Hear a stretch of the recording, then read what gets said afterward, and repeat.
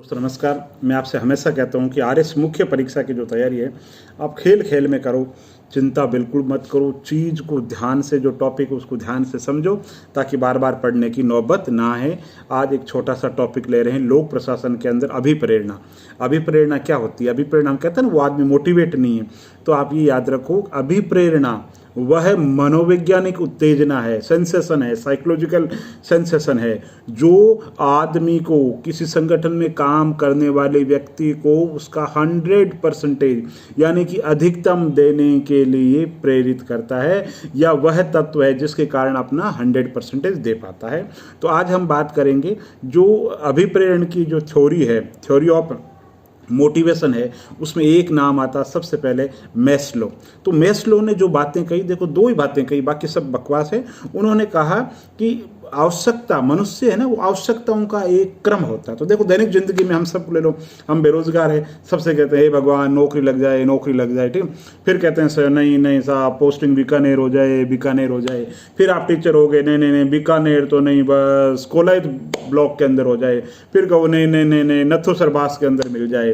फिर कहोगे नहीं नहीं नथो सरबास तो बहुत दूर पड़ता है, व्यास कॉलोनी से घर पे मिल जाए। तो कहने का मतलब पहला पॉइंट है कि आवश्यकताओं का एक हायरार्की क्रम होता है, पदानुक्रम होता है, पहली बात।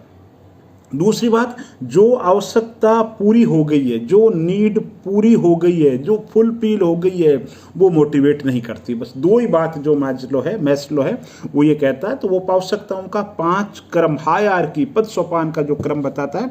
तो सबसे पहले उसके अंदर वो कहता है कि फिजिकल नीड्स होती है, आदमी को फिजिकल नीड्स चाहिए, उसके बिना रह नहीं सकता, रोटी कपड़ा मकान। उसके बाद में आदमी कहता था बेसिक नीड तो पूरी हो गई, फिर मुझे चाहिए सेफ्टी यानी कि सुरक्षा संबंधी आवश्यकता।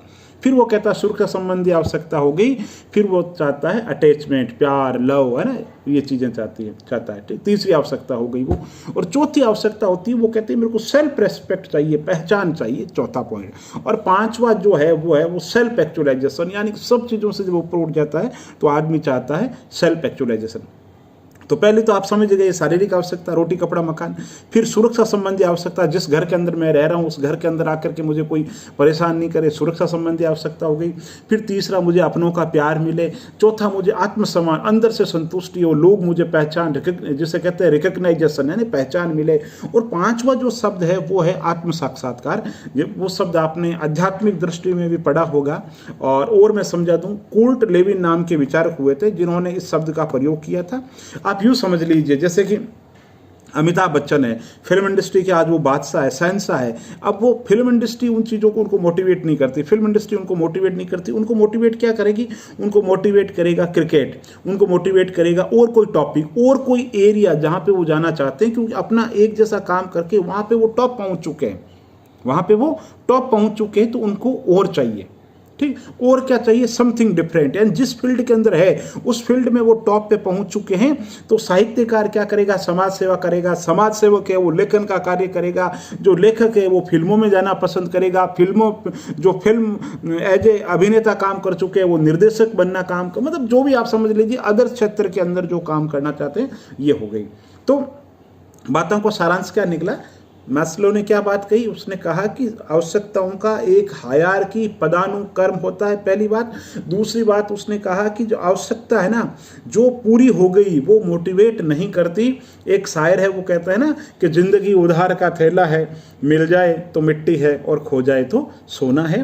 तो बस मैस्लो को आप ऐसे ही याद रखिए। अब आपसे यही बात अगर 50 शब्द में पूछ ले तो आप इसको बता दो कि मनोविज्ञान व्यवहारवादी थे, और इस किताब के अंदर उन्होंने इस बात पे जोर दिया। किस बात पे जोर दिया? कि अभिप्रेरणा के लिए संतुष्ट होना जरूरी है, और संतुष्टि के लिए आवश्यकताओं का एक सोपान क्रम होता है, और आवश्यकताओं का सोपान क्रम के एक निश्चित क्रम के अंदर होता है, लेकिन ये इतना हार्डली भी नहीं होता है। लेकिन जो चीज़ मिल जाती है संतुष्ट आवश्यकता, वो अभिप्रेरक का, मोटिवेशन का कार्य नहीं करती है। तो बात यहाँ से हो गई। लेकिन अब सोचो, आप इससे तुलना पूछ सकते हैं। एक और विचारक है आपके पाठ्यक्रम के अंदर, हर्जबर्ग। तो हर्जबर्ग के बारे में एक सवाल पूछा गया था। तो पहले मैं बता देता हूं कि हर्जबर्ग है क्या, फिर आप मैस्लो और हर्जबर्ग की तुलना करना। हर्जबर्ग ने कहा 2 घटक होते हैं, द्विघटक होते हैं। मैस्लो ने कितने बताए? 5 बताए। हर्जबर्ग ने कहा 2 ही चीजें होती। 2 चीजें क्या होती है? उसने कहा एक तो घटक होते हैं स्वास्थ्य घटक, हाइजीन घटक, और दूसरे होते प्रेरक घटक। क्या होते हैं? पहले तो हाइजीन, हाइजीन बीमारी, है ना। अब आपको बहुत ईजी तरीके से समझाऊंगा, जैसे कि आप यूँ मान लीजिए तनख्वाह क्या है? तनख्वाह है हाइजीन घटक है।